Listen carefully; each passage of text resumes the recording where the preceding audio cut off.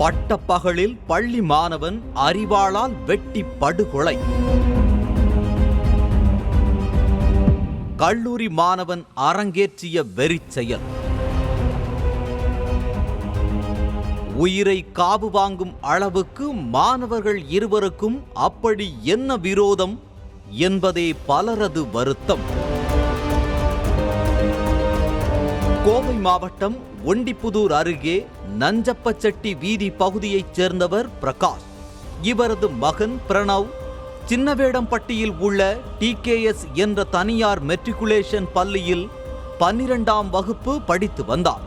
இந்நிலையில் வழக்கம் போல பள்ளி செல்வதற்காக காலை 9 மணி அளவில் பேருந்து நிறுத்தம் அருகே உள்ள விக்னேஸ்வரா ஸ்வீட் ஸ்டால் முன்பு பிரணவ் பேருந்துக்காக நின்று கொண்டிருந்தார்.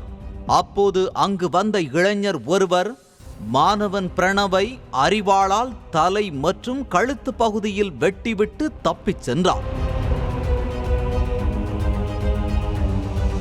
கண்ணிமைக்கும் நேரத்தில் நடந்த இந்த அதிர்ச்சி சம்பவம் குறித்து பேருந்துக்காக காத்துக் கொண்டிருந்த பொதுமக்கள் போலீசாருக்கு தகவல் கொடுத்தனர்.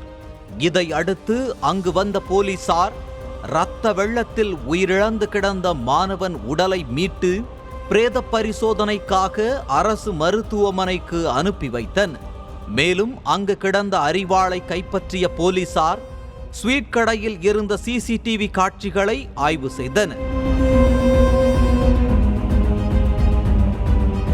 இதனிடையே பள்ளி மாணவனை கொலை செய்த இளைஞர் சூலூர் காவல் நிலையத்தில் சரணடைந்தார்.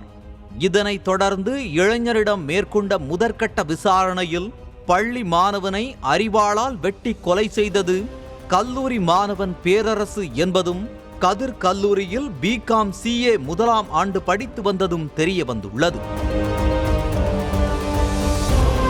கல்லூரி மாணவன் பேரரசுவும் பள்ளி மாணவன் பிரணவும் ஒரே பெண்ணை காதலித்து வந்ததாகவும் அது தொடர்பாக ஏற்கனவே இருவருக்கும் தகராறு இருந்து வந்ததாகவும் பேருந்து நிலையத்தில் அந்த பெண்ணிடம் பிரணவ் பேசிக் கொண்டிருந்ததை பார்த்த பேரரசு ஆத்திரத்தில் அரிவாளால் கொலை செய்துள்ளதாக கூறப்படுகிறது. எதுவாக இருந்தாலும் முழுமையான விசாரணைக்கு பின்னரே கொலைக்கான உண்மையான காரணம் என்னவென்று தெரிய வரும்.